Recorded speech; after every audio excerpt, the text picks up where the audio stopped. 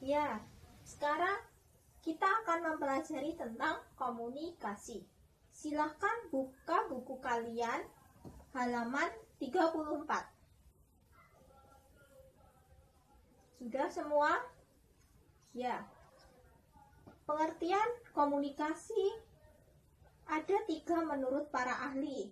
Yang pertama itu menurut Jenamar SH. Menurut beliau, komunikasi merupakan suatu seni dalam menyampaikan informasi, ide, gagasan seseorang kepada orang lain. Yang kedua itu menurut Mulyana Dedi. Menurut beliau, komunikasi merupakan suatu proses penyampaian informasi, gagasan, emosi, keterampilan, dan sebagainya itu yang dilakukan dengan menggunakan kata-kata, lambang-lambang, gambar, bilangan, atau juga grafik. Yang ketiga itu menurut Rogers dan De Laurence. Menurut beliau, komunikasi merupakan suatu proses pertukaran informasi yang dilakukan oleh 2 orang atau lebih yang pada gilirannya itu akan memunculkan saling pengertian yang sifatnya itu mendalam. Nah, jadi pada intinya komunikasi merupakan suatu proses penyampaian informasi yang dilakukan oleh 2 orang atau lebih di mana dapat menggunakan kata-kata, lambang-lambang, atau juga bilangan. Sudah mengerti semua? Ya, baik. Nah, selanjutnya kita akan mempelajari tentang jenis-jenis komunikasi. Ada yang dapat menyebutkan ada berapa jenis komunikasi dan juga apa saja jenis komunikasi? Ya, silahkan Salsa. Ya, benar sekali. Seperti yang Salsa katakan, jenis komunikasi itu ada 2. Dan juga jenis komunikasi itu komunikasi lisan dan juga komunikasi tertulis. Komunikasi lisan merupakan bentuk komunikasi dengan mengucapkan kata-kata secara lisan dan langsung kepada lawan bicaranya. Biasanya, komunikasi lisan itu dapat dilakukan pada kondisi para personal atau individu yang berkomunikasi berhadapan secara langsung atau tatap muka. Ada yang dapat memberikan contoh tentang komunikasi lisan? Ya, silahkan Bunga.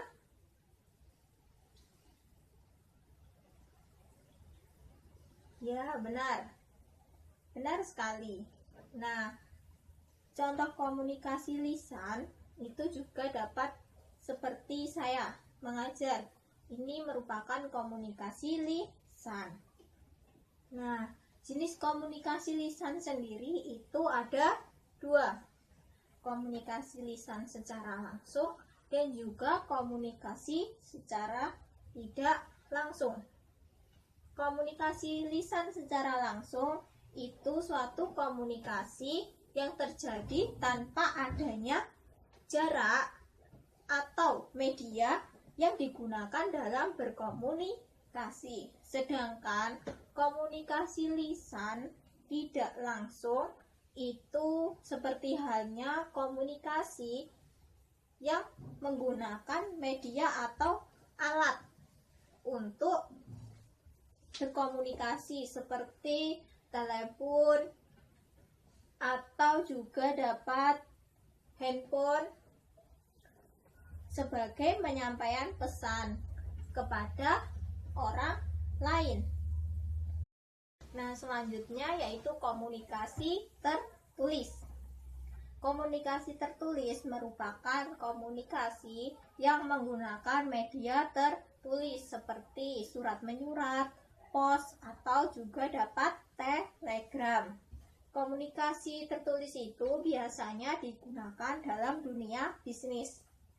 Nah, ada yang dapat menyebutkan contoh dari komunikasi tertulis? Ya, silahkan Siti. Ya, benar sekali ya kata Siti tadi. Dapat juga contoh dari komunikasi tertulis itu suatu perusahaan mengirim surat kepada perusahaan lain. Nah, sekarang silahkan kalian membuat kelompok. Setiap kelompok terdiri dari 2 orang. Nah, tugasnya yaitu mencari contoh-contoh dari komunikasi. Hasil dari diskusi nanti ditulis di kertas, kemudian dikumpulkan kepada ibu ya. Nah, sudah semua ya. Dari hasil diskusi kalian, coba silahkan sebutkan dari tempat duduk kalian masing-masing. Dimulai dari Salsa.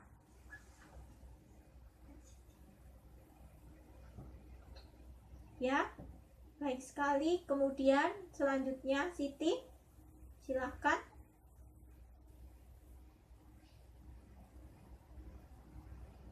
Ya, baik. Kemudian yang selanjutnya Bunga.